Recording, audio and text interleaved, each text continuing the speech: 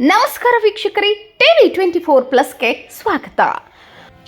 BJP ಬಗ್ಗೆ ಶಾಸಕ ಬಾಬಾ ಸಾಹೇಬ್ ಪಾಟೀಲ್ ಹಗುರವಾಗಿ ಮಾತನಾಡಿದ್ದಾರೆ ಎಂದು ಆರೋಪಿಸಿ ಇಂದು ಬಿಜೆಪಿ ಕಾರ್ಯಕರ್ತರು ಪ್ರತಿಭಟನೆ ನಡೆಸಿದರು. ಬೆಳಗಾವಿ ಜಿಲ್ಲೆಯ ಕಿತ್ತೂರು ತಾಲೂಕಿನ ಕುರಗುಂದ ಗ್ರಾಮದಿಂದ ಆರಂಭವಾದಂತಹ ಬಿಜೆಪಿ ಪ್ರತಿಭಟನೆಯಲ್ಲಿ ನೂರಾರು ಬಿಜೆಪಿ ಕಾರ್ಯಕರ್ತರು ಭಾಗಿಯಾಗಿದ್ದರು.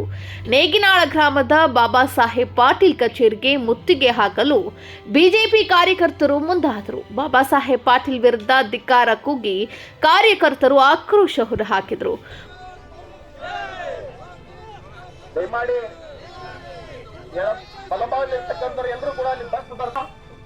ತನ್ನ ಶಾಸಕ ಮತ್ತು ಆ ಶಾಸಕ ಸ್ಥಾನದ ಗೌರವವನ್ನ ಇಟ್ಟುಕೊಳ್ಳದೆ ಇವತ್ತಿನ ಮಾತಾಡಿದ್ದೀಯಾ, ಅದು ನಿನಗೆ ನಿನ್ನ ಅಹಂಕಾರದ ಮನೋಭಾವನೆಯನ್ನು ಇವತ್ತು ಎತ್ತಿ ಎತ್ತಿ ತೋರುತ್ತದೆ.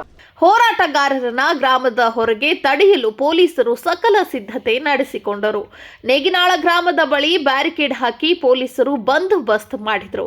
ಇನ್ನು ಇದೇ ವೇಳೆ ಬಿಜೆಪಿ ಕಾರ್ಯಕರ್ತರು ಮತ್ತು ಪೊಲೀಸರ ಮಧ್ಯೆ ಜಟಾಪಟಿ ನಡೆಯಿತು.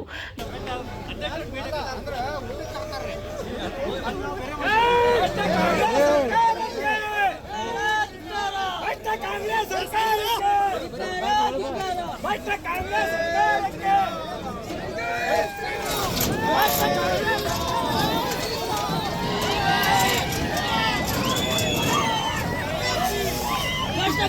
ಸರ್ಕಾರಕ್ಕೆ